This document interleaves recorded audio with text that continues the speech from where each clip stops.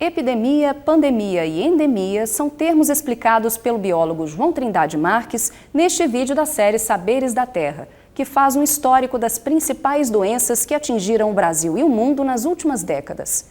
Ele também aborda a importância da preservação ambiental, com destaque para a Amazônia, para que novas pandemias sejam evitadas.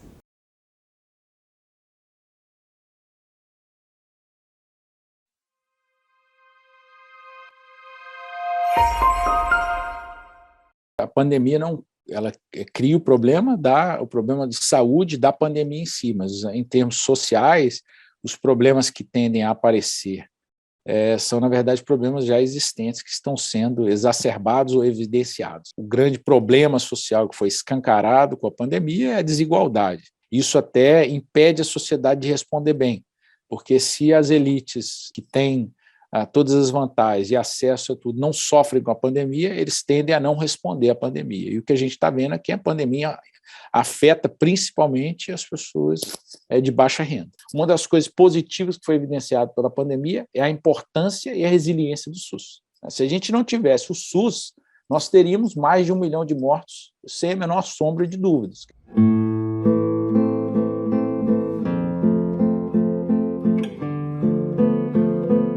Essa diferenciação entre o que é uma epidemia, pandemia e uma endemia é muito importante para que a população entenda o que significa uma coisa ou outra. Então, de uma certa forma, a gente diz que uma epidemia é um aumento inesperado no número de casos de uma doença em uma área geográfica específica. Já a pandemia é quando o crescimento de casos se torna exponencial e, em geral, a pandemia, então, vai se espalhar além das fronteiras de um país só. Já a endemia é quando uma doença se torna consistentemente presente em uma região. Pode ser uma região relativamente pequena ou grande, mas a doença está permanentemente presente, de forma que a taxa de casos é uma coisa relativamente previsível, né? Você já sabe que naquela época do ano você vai ter tantos casos, porque a doença já se tornou endêmica. Se a gente olhar antes do século XX, eu diria assim, as duas grandes pandemias foram as pandemias causadas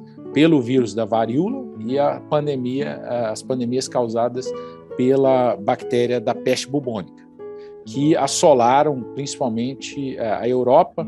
Mas, no caso do vírus da varíola, a gente não pode ignorar que a grande devastação dos povos indígenas nas Américas foi causada, entre elas, né, não só o vírus da varíola, mas o principal deles foi a varíola trazida pelos europeus, que não existia no continente americano, portanto, estava completamente despreparado e o vírus dizimou as populações indígenas no Brasil. Então, existem grandes pandemias no passado, mas que hoje foram quase completamente controladas. A varíola é considerada uma doença extinta devido à eficiência da vacina antivariólica, e a peste foi controlada pelo uso de antibióticos e tratamento dos esgotos. No século XX, as coisas mudaram um pouco. Dessas pandemias do século XX que afetaram o Brasil significativamente, eu destacaria a gripe espanhola, em 1917 até 1920, a AIDS, que é causada pelo vírus da imunodeficiência humana, que atinge o Brasil aí na década de 80, e agora a pandemia da Covid-19. E, além disso, eu destacaria, no nosso caso, as doenças causadas por vírus transmitidos por artrópodes vetores. E, no nosso caso, principalmente, o vetor são os mosquitos urbanos, né, a Aedes aegypti, principalmente. Nós podemos chamar a atenção para a febre amarela, com epidemias sucessivas no Brasil na década de 50, a dengue, que chegou por volta da década de 80, e a zika e a chikungunya, que chegaram aqui por volta de 2015. E todas elas se tornaram endêmicas. Todas essas doenças nunca foram eliminadas, e mesmo com o advento da vacinação, como no caso da febre amarela, ela ainda permanece endêmica.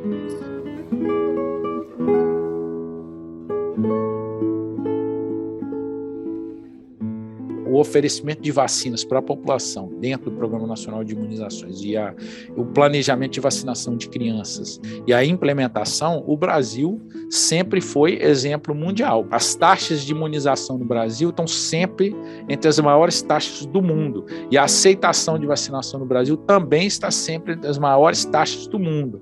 Ou seja, o programa teve um sucesso muito grande com relação a isso, implementando a vacinação e implementando também a confiança confiança no sistema. O maior impacto positivo das vacinas é simplesmente olhar a incidência das doenças para as quais nós temos vacina em 1970 e olhar hoje. Quer dizer, eu cresci em uma época que era comum ver crianças com poliomielite. Hoje em dia, uma criança com poliomielite é raríssimo.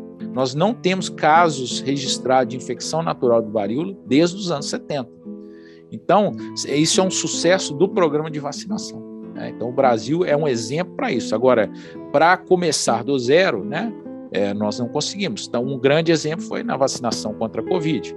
Se a gente tivesse as vacinas, poderíamos ter vacinado em tempo recorde, porque a nossa capacidade de aceitação sempre foi muito grande, embora tenha sido deteriorada nos últimos anos, principalmente por veiculação de notícias falsas. Cada um é responsável pela sua saúde, mas quando a sua saúde atinge aos outros, você está infringindo a liberdade dos outros de terem saúde.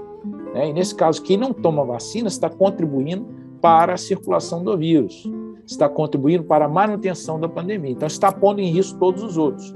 Porque nós temos que lembrar que as vacinas, por melhores que sejam, nunca são 100% eficientes. Então, todos os vacinados, um percentual pequeno, não vai ser protegido. As sociedades são julgadas como nós tratamos os menos afortunados. Então, se todos os saudáveis que estão pulando aí, falando que não vão vacinar porque são saudáveis, estão pondo em risco as pessoas que precisam ser protegidas na sociedade.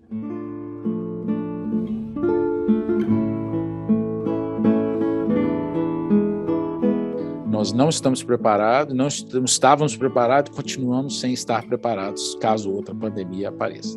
Não há por que imaginar que elas parem por aqui. No próprio Brasil, nós temos diversos surtos de doenças que causam surtos esporádicos, principalmente próximo à floresta amazônica. Não é à toa. A floresta amazônica é um berço de biodiversidade para tudo, inclusive para infecções.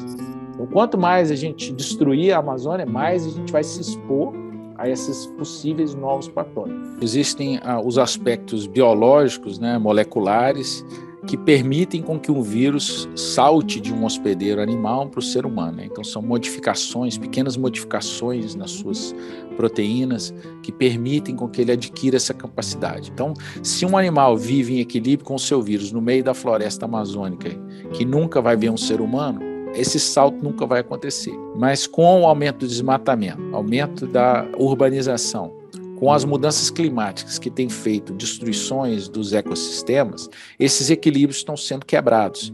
E esses vírus estão cada vez mais tendo mais chance de encontrar com o hospedeiro humano. Em um ambiente equilibrado, onde aquele morcego nunca encontraria com aquele outro animal, e aquele outro animal nunca estaria próximo de um ser humano, a Covid-19 nunca existiria.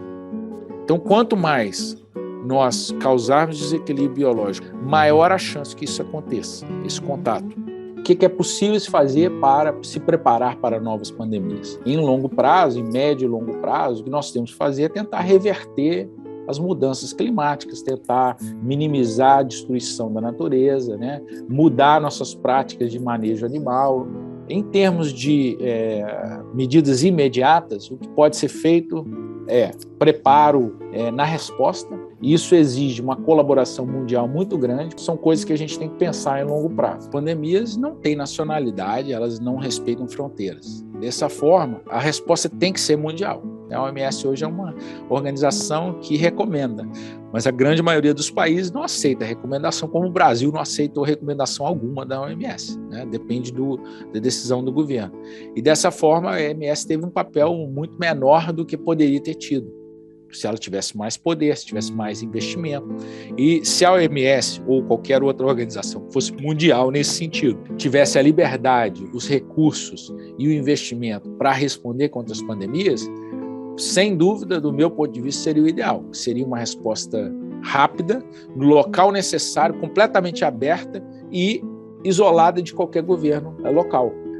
O tempo nos dirá, mas acredito que, mundialmente, tenha ficado bem claro o quão importante é o investimento na ciência nesse sentido. Nós nunca tivemos um desenvolvimento de vacinas tão rápido, de maneira tão eficaz, com uma tecnologia nunca antes utilizada. Então, o caso das vacinas de RNA mensageiro pode ter sido uma grande descoberta para a Covid-19, que pode se estender a muitas outras doenças. Quer dizer, a vacina não surgiu do nada, ela surgiu sendo construída em cima do conhecimento prévio, que só foi obtido através do financiamento de ciência básica.